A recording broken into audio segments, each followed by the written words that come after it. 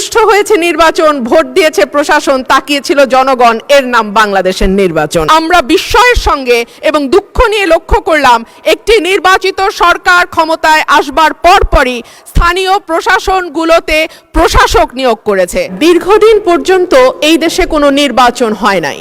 মানুষ তাদের পছন্দের প্রতিনিধি নির্বাচন করতে পারে নাই। জাতীয় নির্বাচন থেকে শুরু করে স্থানীয় পর্যায়ে নির্বাচন পর্যন্ত প্রত্যেকটি নির্বাচন ছিল কারচুপিপূর্ণ। সে কারণেই একবার সংসদে আমি মজা করে বলেছিলাম, সুষ্ঠু হয়েছে নির্বাচন, ভোট দিয়েছে প্রশাসন, তাকিয়েছিল জনগণ, এর নাম বাংলাদেশের নির্বাচন। তো মাননীয় স্পিকার, সেই জায়গা থেকে ৩৬শে জুলাই আমাদের জীবনে আসলো, কয়েক লক্ষ মানুষ রাস্তায় নামলো, কয়েক হাজার মানুষ চিরতরে পঙ্গু হলো এবং প্রায় ১৫০০-এর উপর মানুষ তাদের জীবন দিল যাতে মানুষ তার ভোটের অধিকার আবারও ফিরে পায়। এবং আল্লাহর কাছে অশেষ শুকরিয়া মাননীয় স্পিকার, একটি অবাধ, সুষ্ঠু, নিরপেক্ষ নির্বাচনের মধ্যে দিয়ে ত্রয়োদশ জাতীয় সংসদ গঠিত হয়েছে এবং আমি এই সংসদে একজন স্বতন্ত্র প্রার্থী হিসেবে নির্বাচিত হয়েছি। মাননীয় স্পিকার, সংবিধানের 59 অনুচ্ছেদের দিকে আপনার দৃষ্টি আকর্ষণ করছি।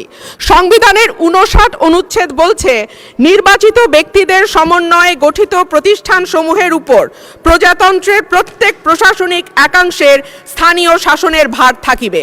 সোজা বাংলায় বলতে গেলে স্থানীয় সরকার পরিচালিত হবে নির্বাচিত প্রতিনিধিদের মাধ্যমে। কিন্তু আমরা বিস্ময়ের সঙ্গে এবং দুঃখ নিয়ে লক্ষ্য করলাম একটি নির্বাচিত সরকার ক্ষমতায় আসবার পরপরই স্থানীয় প্রশাসনগুলোতে প্রশাসক নিয়োগ করেছে।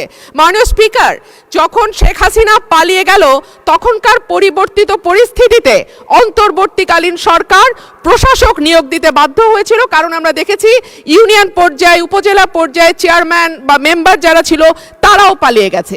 কিন্তু এই অবস্থা তো মাননীয় স্পিকার এখন আর নেই। এখন তো একটা সুষ্ঠু নির্বাচন দেয়া যায়। সেই জায়গায় আমরা দেখলাম দলীয় নেতাকর্মীদের পুনর্বাসন প্রক্রিয়া শুরু হয়েছে। এই বিষয়ে আমি পরবর্তী বক্তা জনাব মোহাম্মদ আব্দুল্লাহ, মুন্সিগঞ্জ ১।